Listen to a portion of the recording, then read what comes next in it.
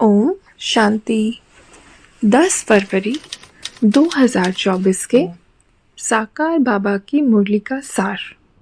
बाबा कहे, मीठे बच्चे, आत्म अभिमानी बनने का अभ्यास करो तो दैवी गुण जाएंगे, क्रिमिनल ख्यालात समाप्त हो जाएंगे, अपार खुशी रहेगी।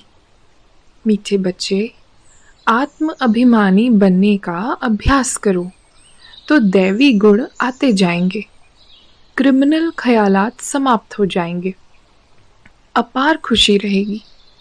प्रश्न है, अपनी चलन को सुधारने व अपार खुशी में रहने के लिए कौन सी बात सदा स्मृति में रखनी है? उत्तर, सदा स्मृति रहे कि हम दैवी स्वराज्य स्थापन कर रहे हैं। हम मृत्यु लोक को छोड़ अमर लोक में जा रहे हैं। इससे बहुत खुशी रहेगी, चलन भी सुधरती जाएगी, क्योंकि अमर लोक नई दुनिया में जाने के लिए दैवी गुण जरूर चाहिए।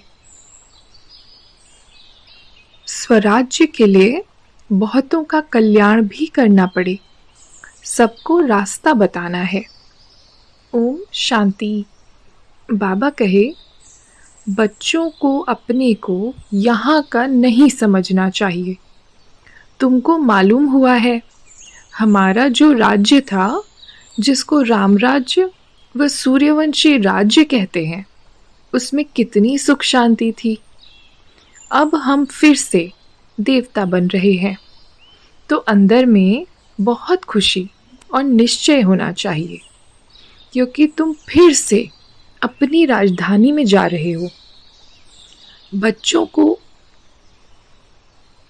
हर बात का निश्चय हो तो खुशी में रहें और चलन भी सुधरे। अब बेहद का बाप दैवी गुण सिखलाते हैं, तो खुशी का पारा चढ़ना चाहिए।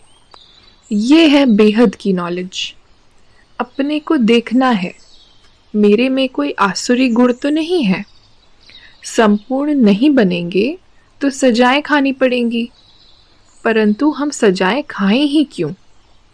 इसलिए बाप जिससे यह राज्य मिलता है उसको याद करना है। दैवी गुण जो हमारे में थे वह अब धारण करने हैं। बाप कहते हैं, अपने को आत्मा समझो तो क्रिमिनल ख्यालात उड़ जाएंगे। आत्म अभिमानी नहीं है तो सहन करना पड़ता है। तुम जितना आत्माभिमानी बनते जाएंगे उतने दैवी गुण भी धारण होंगे। अपनी जांच करनी है कि हमारे में दैवी गुण हैं। बाप सुखदाता है, तो बच्चों का काम है सबको सुख देना। अपने दिल से पूछना है कि हम किसको दुख तो नहीं देते हैं। अब हम अपना राज्य स्थापन कर रहे हैं, तो तुमको उछलना चाहिए, पुरुषार्थ में लग जाना चाहिए। एक दो को यही याद दिलाओ कि मन मना भव, ये बड़ी भारी लॉटरी है। अब पुरुषार्थ कर, ऊंच पद पाया तो कल्प कल्पांतर पाते ही रहेंगे। एक बाप है सद्गति दाता, बाकी इस ज्ञान को कोई तो बिल्कुल जानते ही नहीं। जिसने कल्प पहले माना है वही मानेंगे। इसमें अपनी चलन को बहुत सुधारना पड़ता है, सर्विस करनी पड़ती है, बहुतों का कल्याण करना है, बहुतों को जाकर रास्ता बताना है, बहुत बहुत मीठी जुबान से समझाना है कि तुम भारतवासी ही विश्व के मालिक थे। अब फिर तुम इस प्रकार से अपना राज्य ले सकते हो। अब यह पक्का निश्चय है कि हम अपनी राजधानी में जाएंगे। ये पुरानी राजधानी खत्म जरूर होनी है।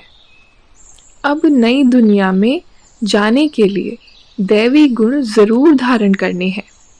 अपने से बातें करनी है, अपने को आत्मा समझना है, क्योंकि अभी ही हमको वापस जाना है। तो अपने को आत्मा भी अभी ही समझना है, फिर कभी वापस थोड़ी जाना है जो ये ज्ञान मिलेगा। योग तो इस समय लगाना होता है पावन बनने के लिए। वहाँ तो सब सुधरे हुए हैं, फिर धीरे धीरे कला कम होती जाती है। ये तो बहुत सहज है। क्रोध भी किसको दुख देता है ना। मुख्य है देह अभिमान। आत्म अभिमानी होने से क्रिमिनल आय नहीं रहती, सिविल आय बन जाती है। हमारी अनेक बार ये हार और जीत हुई है। सतयुग से कलयुग तक जो कुछ हुआ वह फिर रिपीट होना है। बाप अथवा टीचर के पास जो नॉलेज है वह तुमको सुनाते रहते हैं। ये रूहानी टीचर भी वंडरफुल है। ऊंचे से ऊंचा भगवान, ऊंचे से ऊंचा टीचर भी है और हमको भी ऊंचे से ऊंचा देवता बनाते हैं। तुम खुद देख रहे हो बाप कैसे डीटिज्म स्थापन कर रहे हैं। तुम खुद ही देवता बन रहे हो। तुम समझा सकते हो कि हम आदि सनातन देवी देवता धर्म के थे, तब तो देवताओं को पूजते हैं। क्राइस्ट को पूजने वाले क्रिश्चियन ठहरे, बुद्ध को पूजने वाले बौद्धि ठहरे, देवताओं को पूजने वाले देवता ठहरे। फिर अपने को हिंदू क्यों कहलाते हो?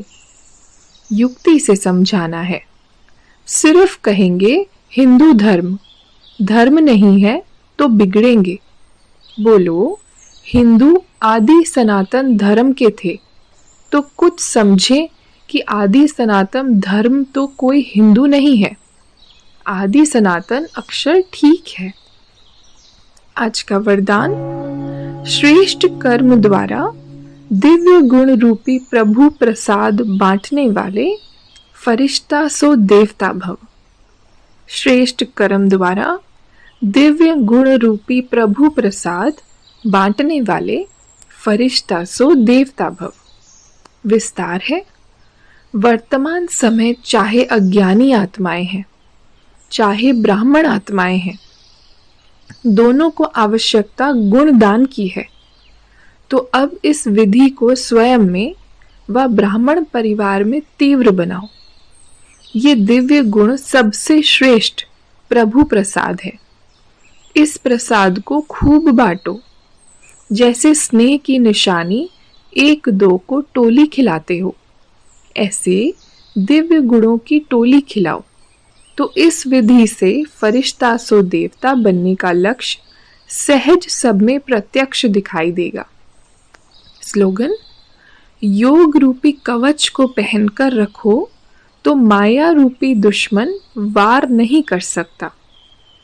योग रूपी कवच को पहन कर रखो तो माया रूपी दुश्मन वार नहीं कर सकता। अच्छा, ओम शांति।